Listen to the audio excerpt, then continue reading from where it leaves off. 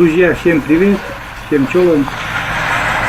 Решили заснять, так сказать, вид своего окна, но никто еще такой. Все снимают первый снег, а я снимаю второй снег. Как бы первый выпадал 12 октября, и он растаял, а сегодня вот 15 утром проснулись, вот такой снежок. Правда, мокренько все, но снежок лежит. И опять придется мне сегодня дома, потому что пандус надо, чтобы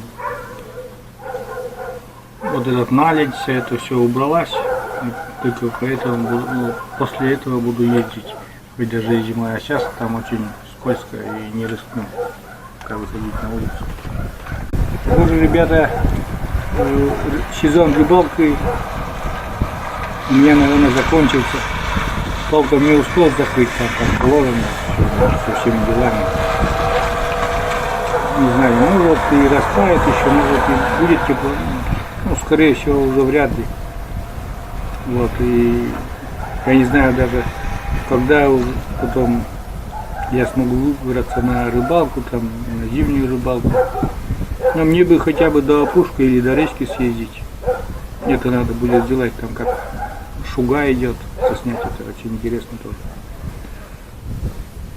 Ну вот, такое коротенькое видео получилось. Второй снег. Все снимают первый, как я уже говорил, а я заснял второй. Все, всем спасибо, всем до свидания, всем пока.